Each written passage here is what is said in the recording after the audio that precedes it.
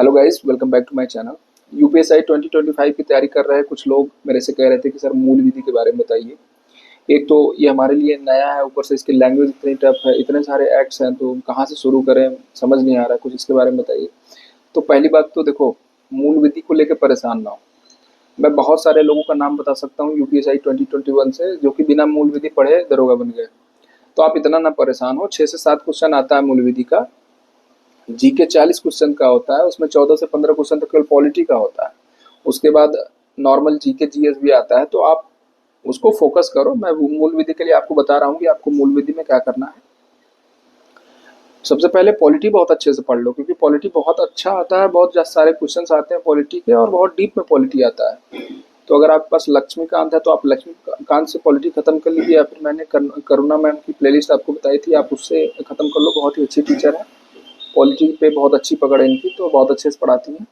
बाकी मूल विधि के लिए मैंने सारे जो एक्ट्स है उसको देख के आपके लिए 13-14 मोस्ट इंपॉर्टेंट एक्ट्स की लिस्ट बनाई है।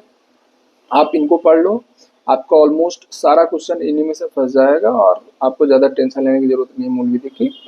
तो जैसा कि आप स्क्रीन पे देख पा रहे होंगे, मैंने लगभग 13-14 एक्ट्स की पीडीएफ बनाई है, जो कि आप स्क्रीन पे देख पा रहे होंगे। सबसे पहला है भारतीय न्याय संहिता, दूसरा भारतीय नागरिक सुरक्षा संहिता। ये दोनों, जैसा कि आपको पता है कि पहला वाला जो है वो आईपीसी की जगह आया है, और जो दूसरा वाला है वो सीआरपीसी की जगह आया है। आपको ये दोनों बहुत ही अच्छे से पढ़ना है, क्योंकि 80% काम जो दरोगा करते हैं थाने पे, या फिर थाने का जो 80% काम होता है वो इन्हीं दोनों एक्ट्स पे डिपेंड होता है। आपको इन दोनों एक्ट को तो बहुत ही अच्छे से पढ़ना है, परिभाषा सहित। जैसा कि आप लोग जानते हैं कि आईपीसी और सीआरपीसी दोनों में बहुत सारे परिभाषाएं दी हुई हैं, आपको वो भी पढ़ लेना है, क्योंकि डायरेक्ट परिभाषाओं की धारा पूछ लेता है कि व्यक्ति को किस सेक्शन में डिफाइन किया गया है, या फिर महिला को किस में किया गया है, जीवन को किस में परिभाषित किया गया है, मृत्यु को किस में परिभाषित किया गया है। तो ये चीज़ें जो है डायरेक्ट पूछ लेता है, तो आप इन दोनों को बहुत अच्छे से पढ़िएगा। बीएनएसएस जो है ये प्रक्रिया होती है, बीएनएस जो है वो धाराएं होती हैं। मतलब अगर आप कोई क्राइम करते हैं, मतलब या फिर कोई क्राइम करता है कोई, तो जो मुकदमा दर्ज किया जाता है वो बीएनएस की धाराओं में दर्ज किया जाता है। लेकिन जो सारी कार्रवाइयाँ होती हैं, जो कोर्ट का प्रोसीजर होता है, जो आप कागज का तामीला कराते हैं, आप रिमांड लेते हैं, जेल भेजते हैं, ये सारी प्रक्रिया जो है वो बीएनएसएस के थ्रू होती है। तो ये दोनों एक दूसरे के पूरक हैं। आपको ट्रेनिंग में भी इन्हीं दोनों एक्ट्स पे ज़्यादा जोर दिया जाएगा, तो आप इसको बहुत इंपॉर्टेंट से बहुत ही अच्छे से धारा बाई धारा इसको पढ़ लीजिएगा। आप 5-6 बार इसको पढ़ेंगे तो ये लगभग आपको याद हो जाएगी, और जब आप क्वेश्चन में देखेंगे तो अगर आपको डायरेक्ट धारा नहीं आ रही है तो आप एलिमिनेट जरूर कर लोगे। उसके बाद है घरेलू हिंसा अधिनियम 2005। ये भी बहुत इंपॉर्टेंट है, अक्सर इसके भी मुकदमे जो है थाने पे आते हैं, क्योंकि आजकल देखते ही हो कि महिलाओं के साथ उत्पीड़न होता है। तो ये भी बहुत इंपॉर्टेंट है। दहेज प्रतिषेध अधिनियम, ये तो आजकल कॉमन हो गया है। हर तीसरी शादी में महिला आ जाती है और कहती है कि उसका जो हस्बैंड है या फिर उसके जो ससुराल वाले हैं उससे दहेज मांग रहे हैं। अब वो झूठ है या सच है, आपको पता ही है कि समाज में इस समय क्या चल रहा है। तो ज़्यादातर मुकदमे आजकल दहेज प्रतिशत अधिनियम के लिखाए जा रहे हैं, तो आप इनको भी ज़रूर से पढ़ लें। कुछ बहनें भी ये वीडियो देख रही हैं, वो इसको अदरवाइज ना लें। जो हकीकत है समाज का मैं वो बता रहा हूँ। आजकल बहुत सारे मुकदमे फर्जी लिखवाए जाते हैं आदमियों के खिलाफ, तो आप इसको अदरवाइज ना लें, क्योंकि आप भी कल को दरोगा बन के जाओगे तो आप ये चीज़ महसूस करोगे। तो आप इसको जेंडर बायस ना बनाइए, बस मेरी भावनाओं को समझिए। जो मैंने 1 साल की नौकरी में अपने महसूस किया, मैं वो आपको बता रहा हूँ। तो आप दहेज प्रतिशत अधिनियम 1961 वाला बहुत अच्छे से इसको पढ़ लीजिए। उसके बाद है लैंगिक अपराधों से बालकों का संरक्षण। आजकल ये भी ट्रेंडिंग चला है, आप लोगों को भी पता है, तो ये भी इम्पोर्टेंट है, आप लोग इसको भी पढ़ लीजिए। आरटीआई 2005 बहुत ही इंपॉर्टेंट है। आप लोग जब जाओगे तो आप लोग जब 3-4 महीने 5 महीने विवेचनाएं कर लोगे, या फिर प्रार्थना पत्र आईजीआरएस का निस्तारण कर लोगे, उसके बाद कई बार आप आरटीआई डाली जाती है कि आपने इसमें क्या किया, आप ये इन्फॉर्मेशन दो, तो आरटीआई भी बहुत इंपॉर्टेंट है। अगला है मोटर व्हीकल एक्ट 1988। ये तो बहुत ही इंपॉर्टेंट है। इसका काम तो आपको daily day to day life में आपके पड़ेगा ही पड़ेगा। डेली आदेश आएगा ऊपर से कप्तान साहब का कि आपको इतने बजे से इतने बजे तक चालान करना है, आपको लगभग इतने हेलमेट के चालान करने हैं, आपको इतने जो है विदाउट नंबर प्लेट वालों को या फिर फॉल्टी नंबर प्लेट वालों का चालान करना है। तो डेली टारगेट मिलता है पुलिस में, तो आपको ये एक्ट बहुत अच्छे से पढ़ना है। इसकी धाराएं आपको पता होनी चाहिए कि हेलमेट ना पहनने पे कौन सी धारा का चालान होता है, ओवर स्पीडिंग पे क्या होता है, शराब पी के गाड़ी चलाने पे कौन सी धारा में चालान होता है। तो इसको आपको बहुत अच्छे से पढ़ना है। अगला है मानवाधिकार संरक्षण अधिनियम, ये भी आपको पढ़ना है क्योंकि पुलिस और मानवाधिकार का जो है एंटी संबंध चलता है। आपको पता होना चाहिए कि आप किसी को पकड़ के लाए हो तो उसके साथ क्या ट्रीटमेंट आपको करना है, नहीं तो अगर उसके घर वाले मानवाधिकार में जाकर रिपोर्ट कर दिए तो मानवाधिकार आपसे जो है जवाब तलब कर देता है कि आपने ये कैसे किया, आपने 24 घंटे से ज़्यादा थाने पे कैसे बिठाया रखा है, या फिर जो भी अगर उसके साथ मारपीट का आरोप उसके घर वाले लगाते हैं कि पुलिस ने उसके साथ मारपीट की, तो मानवाधिकार संरक्षण अधिनियम भी आप अच्छे से पढ़ लो।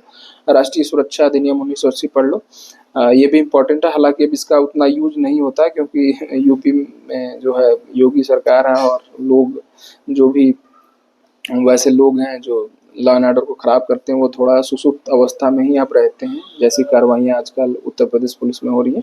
लेकिन ये भी इम्पोर्टेंट है, आप इसको ज़रूर पढ़ लें। उसके बाद बहुत ही इम्पोर्टेंट है SC/ST एक्ट, इसको ज़रूर से पढ़ें क्योंकि इसका भी आपको मुकदमे थाने पे जब आप आएंगे तो आपको इसके मुकदमे भी देखने को मिलेंगे। बहुत सारे केसेस में जब व्यक्ति SC/ST कैटेगरी से होता है तो उसके सारे मुकदमे इसी में लिखे जाते हैं, मारपीट या फिर जो भी होता है उसके साथ। भ्रष्टाचार निवारण अधिनियम, आप लोग पता ही है कि बहुत सारे पुलिस वाले पकड़े जा रहे हैं और सरकार जो है भ्रष्टाचार के बिल्कुल खिलाफ है। मैं आप लोग को एक बात बताऊंगा कि मैं जब पुलिस में था तो मुझे अनुभव हुआ कि पुलिस में बहुत कम भ्रष्टाचार है, अदर डिपार्टमेंट्स में बहुत ज़्यादा भ्रष्टाचार है।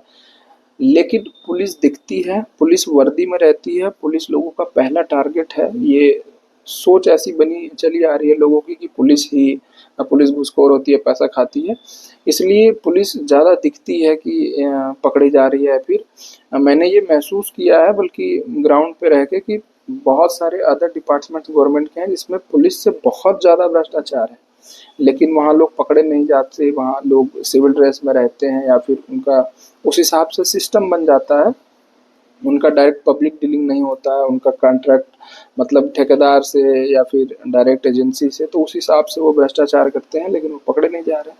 तो ये पुलिस के लिए आप जो है नेगेटिव वो समझ लीजिए या फिर जो भी, लेकिन आप इसको पढ़ लीजिए और अपनी नौकरी जो है आगे की बहुत ही सतर्कता से करिएगा क्योंकि पुलिस की नौकरी जो है बहुत बच बचा के करने की ज़रूरत है इस समय। अगला इंफॉर्मेशन टेक्नोलॉजी एक्ट 2000, ये भी बहुत इंपॉर्टेंट है क्योंकि बहुत सारे जो क्राइम हैं वो अब ऑनलाइन हो रहे हैं। ऑनलाइन खाते से पैसा काट लिया जा रहा है, आपके पास कोई लिंक आ रही है, आप उस पर क्लिक कर रहे हो तो आपकी फ़ोटो या फिर आपकी पूरे फ़ोन का एक्सेस किसी के पास चला जा रहा है। तो बहुत इंपॉर्टेंट है इंफॉर्मेशन टेक्नोलॉजी एक्ट, इसको पढ़ना। बहुत सारे लोगों का गलत तरीके से वीडियो बना के या फिर पहले बॉयफ्रेंड गर्लफ्रेंड थे, बाद में फ़ोटो का वीडियो का दिखा के ब्लैकमेल किया जा रहा है, तो ये सारे बहुत सारे आपके पास इससे रिलेटेड केसेस आएंगे और इसमें मुकदमे लिखे जाएंगे, तो ये भी बहुत इंपॉर्टेंट है। अगला जो कि बहुत ही इंपॉर्टेंट है वो है महत्वपूर्ण न्यायिक निर्णय। इसका सवाल एक तो आता ही आता है, एक या दो तो रहेगा ही आपके पेपर में। जैसे केशवानंद भारती है, गोलकनाथ केस है, मेनका गांधी केस है, पुट्टू स्वामी केस है, बहुत सारे केसेस हैं। मैंने अपने जो वीडियो बनाया है यूपीएसआई से रिलेटेड कि आपको तैयारी कैसे शुरू करनी है, क्या क्या पढ़ना है, उस वीडियो में मैंने एक प्लेलिस्ट भी लगाई थी, आप उसको जाके देखिए। आप अगर वो नहीं देखे हैं तो मैं इसमें आपको वो बुक्स भी एक दो बुक्स भी बताऊंगा जिसमें ये वाला टॉपिक कवर किया हुआ है, तो आप इसको वहाँ से जाके पढ़ सकते हैं। अगला है जनहित याचिका, ये भी इम्पोर्टेंट है।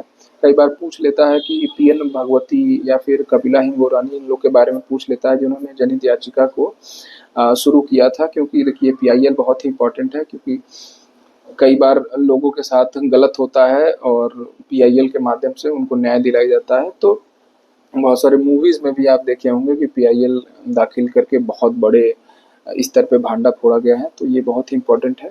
उसके बाद मैं आपको बता रहा हूँ कि आपको ये सब पढ़ना कहाँ से है। तो देखिए, अगर आप ऑनलाइन पढ़ना चाहते हैं तो 2-3 टीचर्स के मैं नाम बता रहा हूँ, जो कि एक तो एग्जामपुर पे विवेक सर पढ़ाते हैं, जिससे हम लोग अपने टाइम पे पढ़ते थे। उस टाइम विवेक सर ही ये सब चीज़ें ज़्यादातर पढ़ाते थे, तो मैं तो विवेक सर से ही पढ़ा हूँ। उसके बाद अगर आप ऑनलाइन किसी से पढ़ना चाहते हैं तो राम सर हैं RWA पे, मैंने इनकी भी प्लेलिस्ट देखी है, इन्होंने भी लगभग सारी धाराएं पढ़ा रखी हैं, तो आप वहाँ से भी पढ़ सकते हैं। बाकी एक मैं कल परसों स्क्रॉल कर रहा था तो एक मुझे और टीचर देखे, जीत राणा GS करके इनका यूट्यूब चैनल है, इस पे भी ये UPSI की धाराएं मतलब एक्ट सारे पढ़ा रहे हैं, और मैंने इनका वीडियो खोल के देखा तो इनका पढ़ाने का तरीका बहुत अच्छा है और अच्छा पढ़ा रहे हैं। मतलब बोलने का तरीका अच्छा है, एक्सप्लेन करने का तरीका अच्छा है, तो आप इनसे जाके जो है ये सब चीज़ें ऑनलाइन पढ़ सकते हो। हम बुक्स की बात करें तो आप घटना चक्र की बुक ले सकते हो, जैसा कि आप स्क्रीन पे देख पा रहे हो। उसके बाद एक आरडब्ल्यूए की भी बुक है, मैंने अभी नेट पे स्क्रॉल करते करते देखा। सबसे पहले मैं बता दूं कि बहुत लोग कहते हैं कि आप इनका नाम क्यों ले रहे हो, प्रमोशन कर रहे हो। देखो, मेरा किसी से कोई लेना देना नहीं है, ना मैं इतना बड़ा हूँ कि कोई मुझसे प्रमोशन करवाए अपना।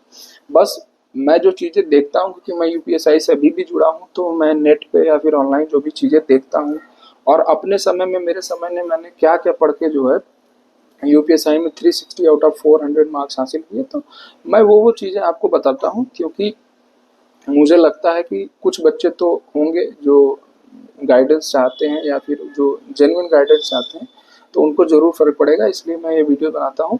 तो ये बुक आप देख पा रहे होंगे, आरडब्ल्यूए की ये बुक है, आप इससे भी पढ़ सकते हो। इसमें जो है एक्ट वाइज जो है सारी चीज़ें दी हुई हैं।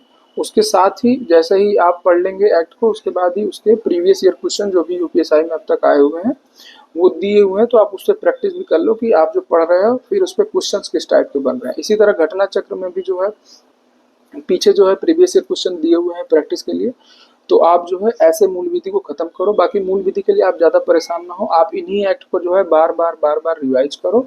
इन्हीं में से आपके लगभग 90% जो है फंस जाएगा मूल विधि। बाकी 100% आप वैसे भी नहीं कर सकते, क्योंकि बहुत सारे एक्ट है, आप एक पढ़ोगे फिर आपको लगेगा ये भी छूट रहा है वो भी छूट रहा है।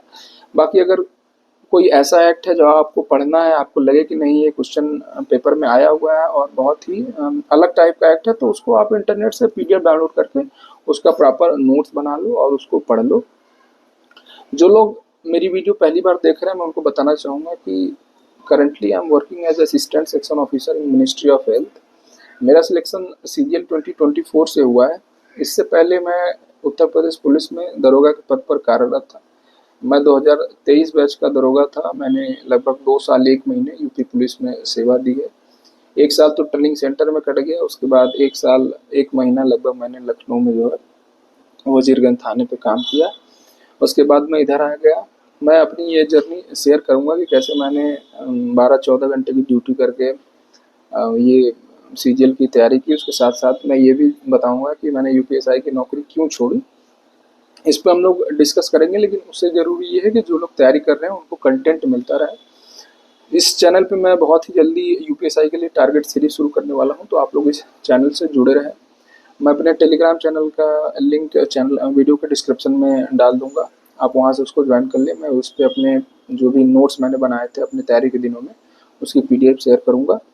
मैं मेरे इंस्टाग्राम आईडी का लिंक भी चैनल मतलब वीडियो के डिस्क्रिप्शन में है, आप वहाँ से जाके फॉलो कर लें। उस पर मैं अपनी डे टू डे लाइफ दिखाता हूँ कि after becoming a government officer मेरी लाइफ पुलिस के बाद से और अभी तक कैसी रही है। तो आप वहाँ जाके देखेंगे, आपको ज़रूर मोटिवेशन मिलेगा, क्योंकि देखो मोटिवेशन बहुत ज़रूरी है। एक आँख में किसी का फ़ोटो या फिर कोई सपना बहुत ज़रूरी है, वो बहुत ही हेल्प करता है, हमें बहुत पुश करता है। तो बस इस वीडियो में इतना ही। बाकी चैनल के साथ जुड़े रहिए, चैनल को सब्सक्राइब कर लीजिए। वीडियो अच्छी लगी हो तो वीडियो को लाइक कर लीजिए। मैं ऐसे ही आपके लिए इन्फॉर्मेटिव वीडियो बनाता रहूँगा। इस वीडियो में इतना ही। धन्यवाद। जय हिंद।